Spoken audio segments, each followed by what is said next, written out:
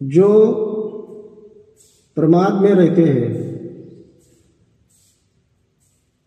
वो मृत्यु के समान रहते हैं, और अप्रमादी लोग कभी भी उनको मृत्यु आता नहीं है।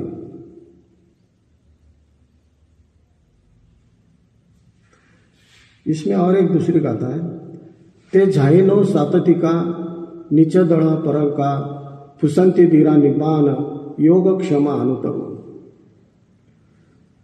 जो निरंतर ध्यान साधना करते हैं वह मानव बहुत ही पराक्रमी होते हैं और वही बुद्धत्व प्राप्त करते हैं। यह गाथा भगवान बुद्ध ने कौसंबी के पास घोषिता विहार में विहारते वक्त राजा उदयन और उसकी पत्नी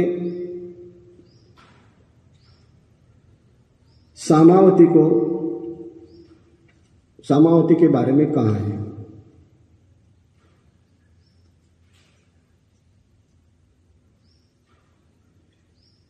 भद्रावती शहर में भद्रावती नाम का साहूकार था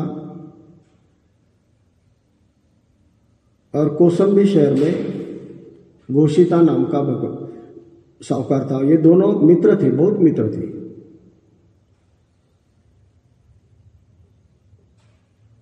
तो भद्रावती साहूकार अपने मित्र को मिलने के लिए कौसंबी के यहाँ जाने को निकला।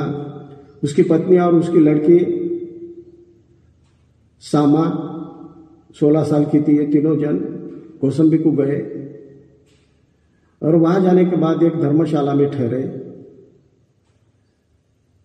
तो सामा नाम की लड़की कुछ अनाज लाने के लिए गई। वहां पे भोजन दान था तो उसने कहा मुझे 3 भाग अनाज चाहिए। वो 3 भाग अनाज लाके वो तीनों ने वो खाना खाया और उस रात होने के बाद उसका पिताजी जो है वो गुजर गया। दूसरे दिन और वो सामा अनाज लाने के लिए गई, भोजन लाने के गई, तो उसने कहा मुझे 2 भाग अनाज चाहिए। वो 2 भाग लेके आ गई उसकी माता ने और उसने खाना खाया। और उस दिन उसके माता जी का देहांत हो गया, मृत्यु हो गया। फिर वो अकेली रह गई।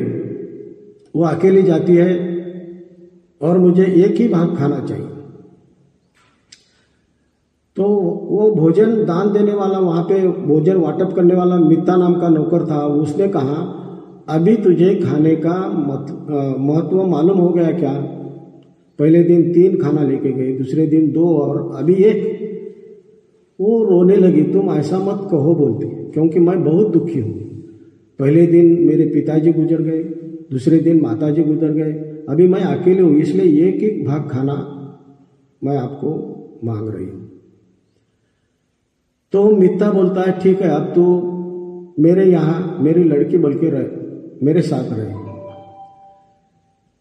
फिर वो 3000 लोगों को हर दिन भोजन दान देता था। उसका साहूकार घोषिता नाम था।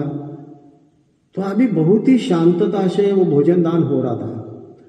तो घोषिता ने उसको बुलाया मित्ता को, क्यों भोजन दान जारी है कि नहीं? बोलो बहुत ही शांतता है, कुछ गड़बड़ गोंधड़ नहीं है। तो ये मित्ता बोलता है मेरे लड़के ने अभी लोगों को आने का एक द्वार बनाया और दूसरा एक द्वार बनाया, बोले इसलिए शांतता से आते हैं, भोजन करके लेके जाते हैं, इसलिए शांतता है। तो फिर तुझे तो लड़की नहीं थी? तो वो कहता है ऐसी ऐसी बात हो गई। तो बोलता है वो लड़की मेरे मित्र की लड़की है, तो मेरे पास भेज दो। फिर वो घोषिता नाम के साहूकार के यहाँ रहने को गई। तो एक दिन उस शहर में उत्सव था, तो 500 दासियां उसके साथ दी और वो स्नान करने के लिए जा रही थी शहर में से। तो राजा उदयन ने खिड़की से देखा उस सामा को और फिर उसने पता लगाया, उसके घर को जाके उसके साथ शादी की वो राजा उदयन ने। और उसको नाम सामावती दिया। उसकी पहली पत्नी थी मागेंद्रिय, और वो मागेंद्रिय बहुत ही भगवान बुद्ध का तिरस्कार करती थी, क्योंकि भगवान बुद्ध को पहले बार उसके पिताजी ने कहा था भगवान बुद्ध को इस मागेंद्रिय लड़की के साथ शादी करो, लेकिन भगवान बुद्ध ने की नहीं थी, तो इसलिए वो बहुत तिरस्कार करती थी। ये सामावती का भी वो तिरस्कार करने लगी।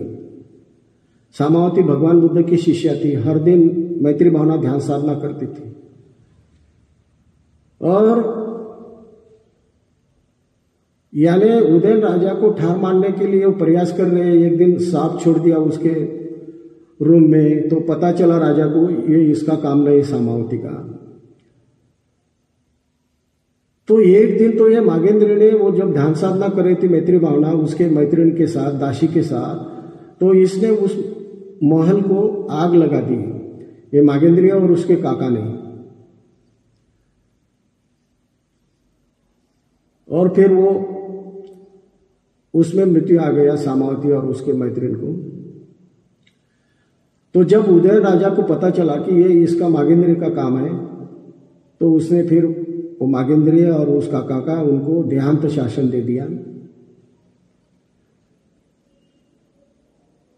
तो इसलिए भगवान बुद्ध कहते हैं जो निरंतर ध्यान साधना करते हैं वह मानव बहुत ही पराक्रमी होते हैं और वही बुद्धत्व प्राप्त करते हैं।